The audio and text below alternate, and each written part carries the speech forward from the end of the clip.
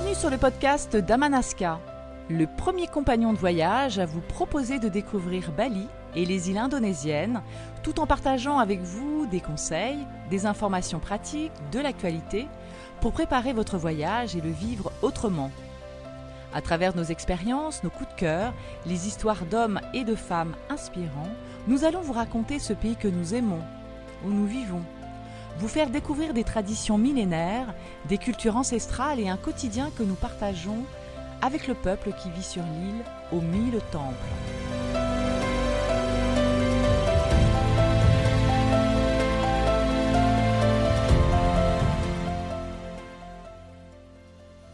Om Swastiastu, bienvenue sur le podcast d'Amanaska Bali. Nous sommes une agence située à Bali. Nous avons le plaisir de partager avec vous nos émotions, nos envies, nos réactions, nos passions par rapport aux îles de Bali, bien sûr, les îles indonésiennes également. Et aujourd'hui, nous allons parler de Jimbaran. Nous allons mettre un peu de poésie là-dedans et parler rapidement de Jimbaran pour vous dire ce qu'on en pense et puis comment vous pouvez le découvrir. Alors, il y a des lieux qui semblent connaître votre rythme avant même que vous posiez le pied sur le sable. Eh bien, Jimbaran fait partie de cela. Une baie protégée, je ne sais pas si vous entendez le coq derrière moi, qui était tout à fait d'accord avec cet esprit de Jimbaran. Donc, Jimbaran, c'est une baie protégée au sud de Bali. Des barques colorées, l'odeur du poisson, tout juste débarqué, puisqu'il y a un port de pêche à Jimbaran, et ce coucher de soleil qui étire l'or sur l'eau comme un ruban sans fin. Donc aujourd'hui, je vous amène à Jimbaran, son histoire, son évolution, ses attraits, et comment le découvrir avec délicatesse. Avant Instagram, avant les grands hôtels, Jimbaran était d'abord un village de pêcheurs. Nous l'avons connu, d'ailleurs moi j'ai connu en 2003, Jimbaran avec les familles qui vivaient de la mer, les jungkung, ces barques traditionnelles en bois, Jacob, les hommes, et ça continue d'ailleurs, tous les matins à l'aube, les hommes qui partaient glisser sur la houle pour ramener du thon, du maquereau, du maï-maï, du calamar, du red sniper. Et au retour, la criée qui s'improvisait sur le sable entre rire et négociation à voix basse. Et puis au cœur du bourg, à Pulau Sewi, le peuple tutélaire qui rappelle que la mer n'est pas qu'une ressource, attention, c'est une puissance qu'on respecte, qu'on remercie. Et ici, les rituels veillent à l'équilibre entre l'eau, la mer et les humains. Longtemps, Jimbaran est resté entre deux, assez proche de Denpasar et de l'aéroport pour commercer, assez à l'écart pour garder l'âme du village. Puis est venu le temps où les voyageurs ont cherché le calme sans renoncer au confort. Et la baie s'y prêtait bien. Fond régulier, au plus douce que les vagues du large. Orientation parfaite pour des couchers de soleil presque théâtraux. C'est magnifique. Et donc, l'évolution du sable, des pêcheurs aux tables de sable. C'est-à-dire que quand Bali s'est ouverte au monde, Jimbaran, il faut bien l'avouer, a grandi doucement. Les premiers restaurants posent des tables directement sur le sable. Et ça continue d'ailleurs. On choisit son poisson, on le pèse, grillé au feu de coco avec une excellente sauce, sambal, riz, citron vert. Imaginez-vous pieds nus, front de mer, les doigts qui brillent de sauce sucrée salée. Et nous le faisons régulièrement, et je vais régulièrement dans ces marchés au bord de la mer, dans ces restaurants au bord de la mer, pour aller manger ce poisson qui est absolument... C'est devenu un rituel. Le dîner de fruits de mer sur la plage, ça fait partie d'ailleurs désormais de la partie de l'imaginaire balinais. On s'imagine comme ça. Pardon, excuse-moi. Mais c'est ce qui se passe à Bali. Et peu à peu, se sont installés tout autour des hôtels de charme, puis des grandes maisons, des villas, et puis la colline du Bukit, juste derrière, qui s'est couverte de villas et d'adresses plus contemporaines, et puis la proximité de Guatu, de Balangan, Begin et Dreamland, qui a attiré les surfeurs, depuis longtemps d'ailleurs, depuis les années 70, et qui viennent dormir désormais dans des endroits beaucoup plus confortables qu'ils ne le faisaient avant, parce qu'ils dormaient carrément sur la plage ou accueillis par les balinais. Certes, Jimbaran a évolué, mais sans se renier.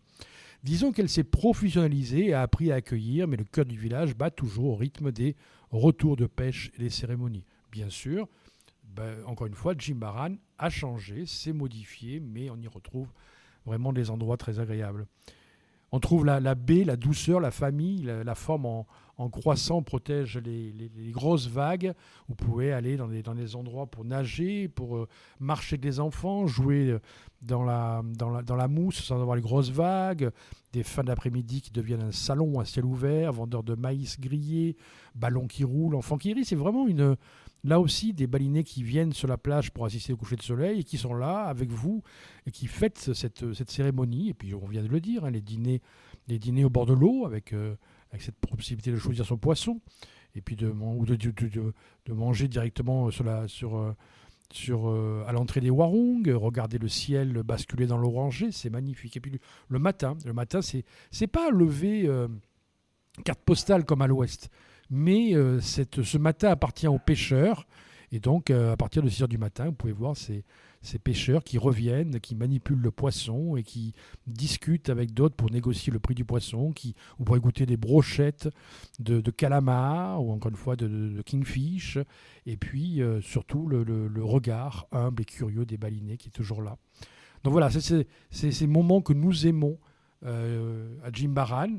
Nous en parlons rapidement parce qu'il faudrait des heures pour parler de Jimbaran, mais vous savez quoi ? Parlons-en ensemble, appelez-nous, et puis on va regarder ensemble ce que vous pouvez faire sur Jimbaran. Et puis Jimbaran est aussi un très bon point de départ pour visiter le reste de Bali. Ce que nous proposons, par exemple, dans nos programmes, eh bien, nous commençons par exemple par Jimbaran. Vous pouvez vous reposer pendant 2-3 nuits maximum pour profiter de l'air, comme on vient de le voir, de l'air salin, et puis encore une fois de ce côté traditionnel, de ces pêcheurs, de cette plage magnifique. Et puis ensuite, vous pouvez partir sur, pourquoi pas, Monduk ou Tabanan, ou des endroits comme ça.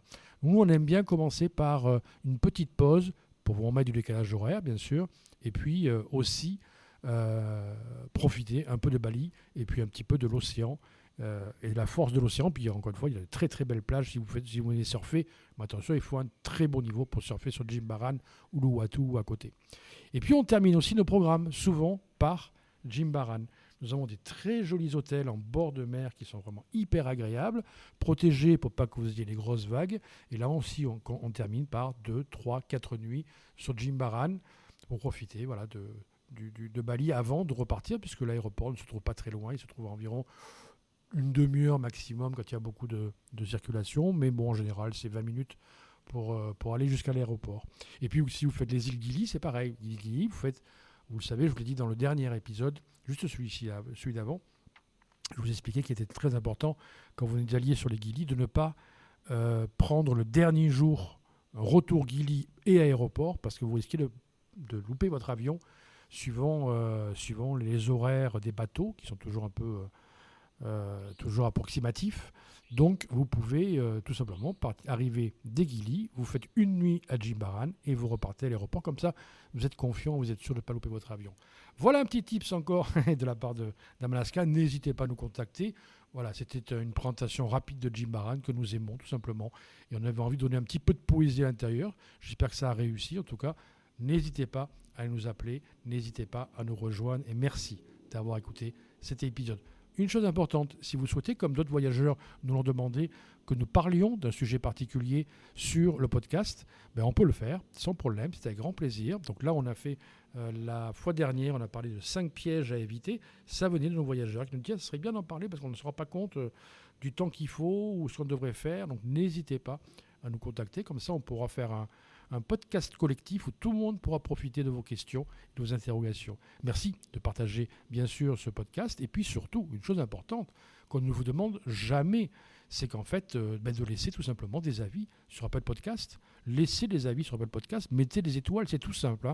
Quand vous êtes sur Apple Podcast, vous mettez au niveau des épisodes, vous laissez défiler tous les épisodes les uns après les autres, et à la fin, vous avez la possibilité, vous avez 5 étoiles vides, vous mettez 5 étoiles, et nous serons vraiment contents parce qu'après tout, nous faisons ça rien que pour vous et nous avons besoin de vos retours et de vos remerciements, peut-être pas, mais en tout cas de savoir que vous êtes là. Merci 1000 fois et puis on se retrouve pour un prochain épisode. À bientôt.